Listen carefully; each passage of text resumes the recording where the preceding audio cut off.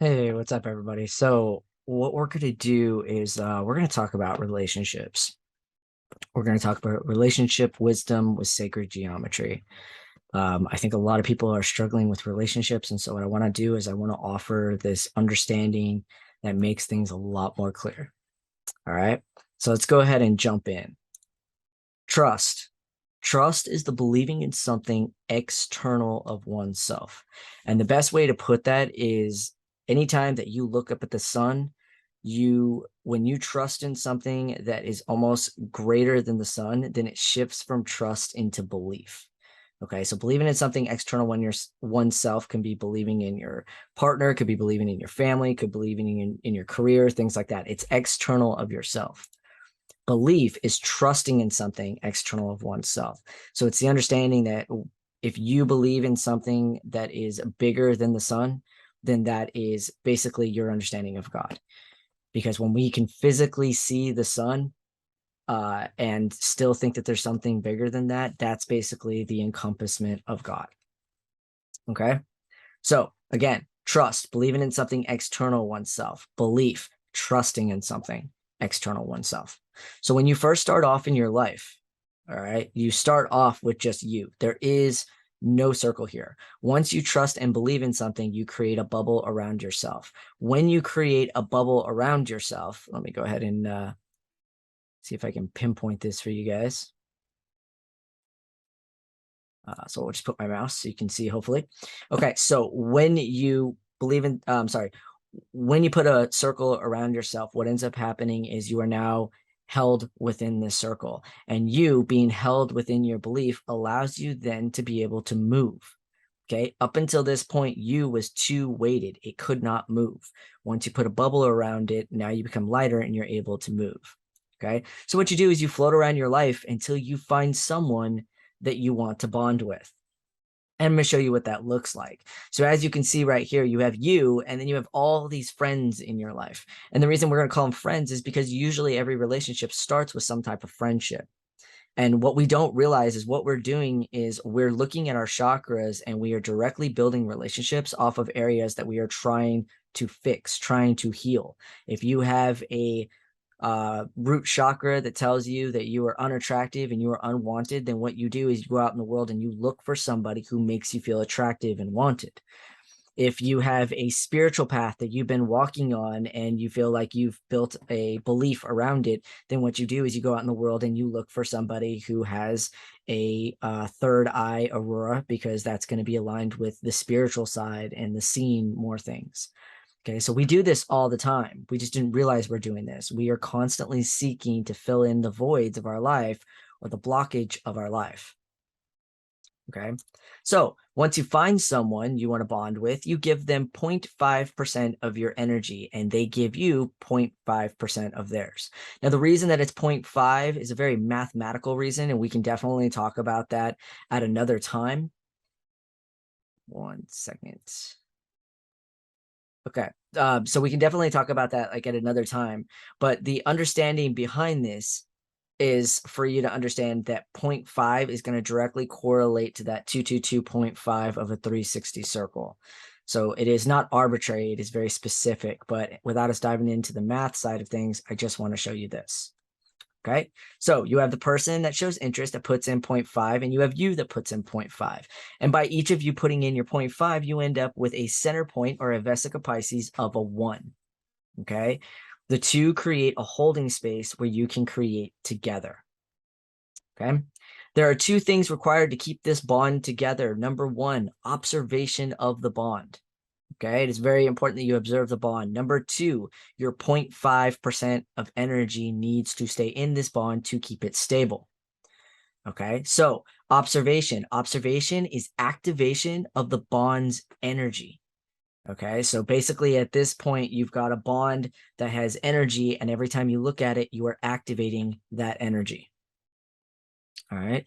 As long as you both observe each other, you become unseen to the world. So what ends up happening is you connect to someone and you send vibrations. But because of the fact that this is a balanced connection, a balanced bond, your vibration of love never leaves the bond. It only goes to the other person. Their vibration of love only goes to you.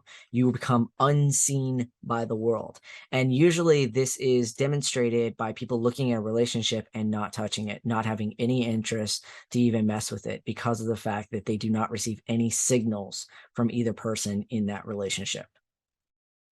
Okay, so the unseen vibration, as you can see here, your vibration of romantic love never actually leaves the bond. That is a healthy relationship. Okay, however, when one stops observing the bond, that person becomes seen and felt by the world again. So what ends up happening is when someone stops observing the bond, then they stop observing the energy that's put in or the fusion that is running at this point. And when they stop observing the fusion, then they end up shifting just slightly because now they don't have the 0.5% equality that is being put in. And if it's not equal, it becomes unbalanced. And when it becomes unbalanced, one of them is going to move. And when one of them moves, now there's someone on the outside world who sees you. Okay, so this applies to the environment. When you stop observing your bond, you begin taking back some of the energy that you put into the bond, which causes the bond to become weaker or unstable. If the bond weakens, the holding space starts collapsing and the non-observer becomes seen. So as you can see right here, this center part, the Vesica Piscis, is starting to collapse. Okay, and as it collapses, it shifts, and as it shifts, you now can be seen by someone out in the world. Okay, time is very, very important in this because over time, the bond gets weaker. And as the bond gets weaker, the fusion to keep it together gets weaker. Soon, the only thing holding it together is what you created in the holding space. Kids, money, houses, cars, families, memories. Have you ever been in a situation and you're only there for the kids? You're only there because you financially can't get out. You're only there because you have houses and cars together. You're only there because your families love each other and you don't want to mess that up. Or you're only there because of the memories you can't let go of. These are the things that we create inside of the Vesica Piscis. And these are the things that we hold on to the longest. Okay. Caitlin likes to say that affairs are actually affars. They're just two people that are becoming separated and therefore becoming farther away from each other. All right. The relationship no longer has the energy to sustain the bond, and so it begins to come apart. There are two types of affairs. All right. There is an emotional affair. These are bonds that see each other and send each other signals back and forth, but they do not fuse together. Okay, so usually this is somebody who is aware that they are using this signal or this information to get out of the situation that they are in. They exist because we only see ourselves in the love that we give others. If you stop observing yourself, you feel unloved. Because notice, the person who stops observing the bond is the one who becomes seen. The other one does not become seen, and there's a reason for that. Okay, if you've ever been in a situation where somebody cheated or somebody was noticed by the outside world, it is because that person stopped seeing the bond and therefore they became visible, whereas you were kind of going along with life thinking everything was fine. Okay, but these are very, very important. Affairs are important because they exist because we only see ourselves in the love we give others. If we stop loving ourselves, if we start feeling unloved, then we need to have that type of connection somewhere. Okay, number two, physical affairs.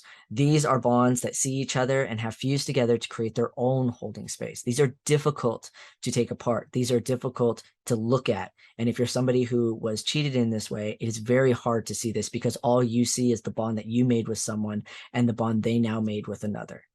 Okay, but again, these also exist for a very important reason.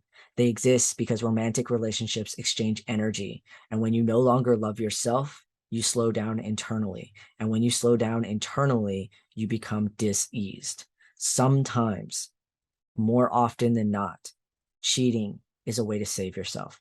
It is a way that your body said, wait a minute, this is not going well. And for whatever reason, you should have ended it, but you didn't. Okay. And that can be a character trait or that can be a character flaw.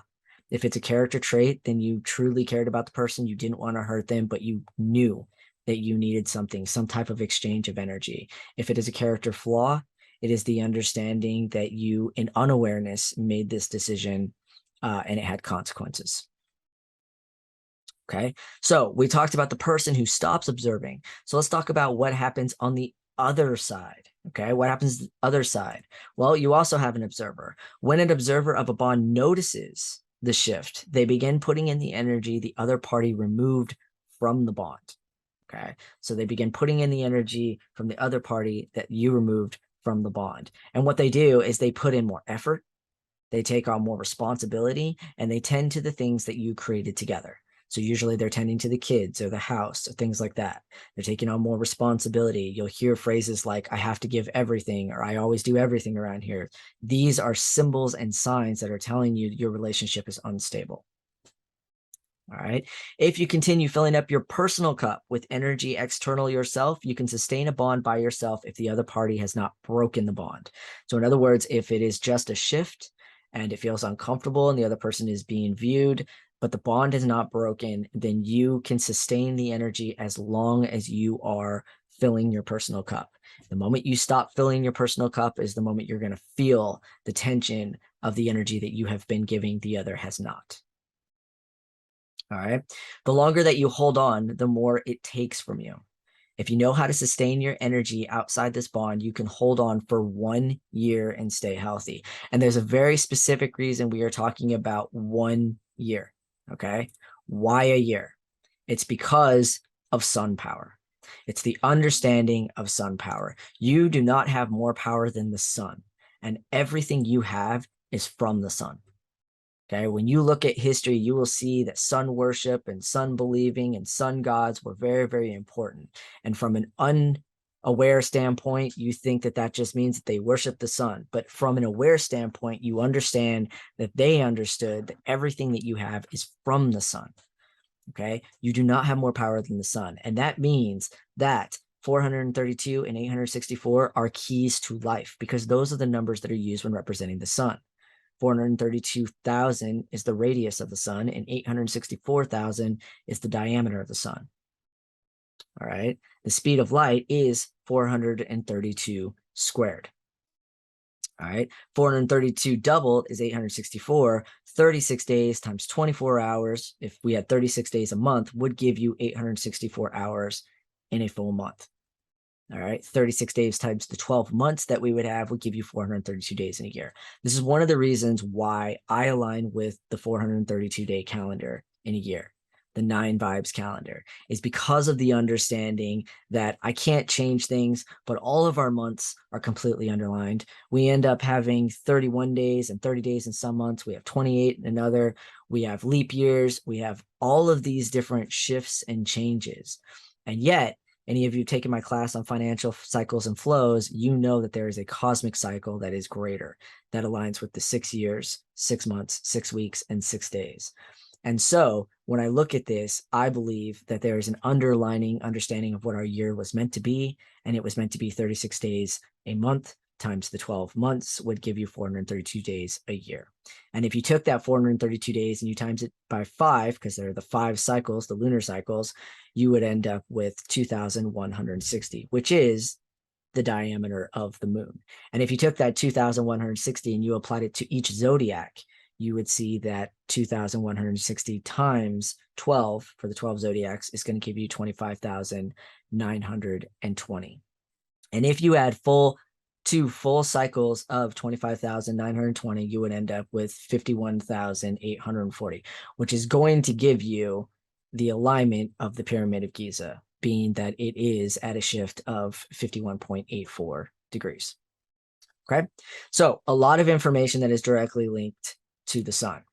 432 days is how long you can sustain a bond alone, because 432 days is how long the sun will supply you excess energy your partner is not giving. This is why after a year of holding on to a bond, you start to decline. It is because the sun will no longer supply the energy that you needed. Okay, but it does understand. It understands bonds. It understands free will. It understands choice. And so therefore it will sustain you, whether it's grief of losing someone in your life or whether it's grief of someone walking away in your life. It will sustain you the energy for you to work through that for a year. After 432 days, the choice to hold on to the bond will begin to drain from you. Okay. You will take this energy from other bonds first. So what you will do is you won't understand this and you will feel weak and you will feel drained. And so what you will do is you will take the energy from the other bonds in your life. All right. These result in damaging friendships and families. So most people who are dealing with breakups notice they have damaging friendships and family bonds that usually follow. And it's because of the fact that they refuse to let go of this bond. It usually looks something like a friend who finally just gives up saying, don't get back together, don't go back to that same situation, or a family who draws a line and says, this is not healthy for you. And so what you do is you pull the energy from those bonds to self-sustain this illusion of this relationship that is no longer there. All right. Love shifts to obsession. Anger shifts to rage. Envy shifts to jealousy. Caution shifts to fear. And sadness and grief become depression. Finally, in a last-ditch effort to hold everything together, you will pull from your own energy, which will slow your chakras down and affect you physically. Letting go of a bond does not mean that it's over. Letting go of a bond allows you the energy to rebalance both parties. In unawareness, this causes us to feel overwhelmed and fearful.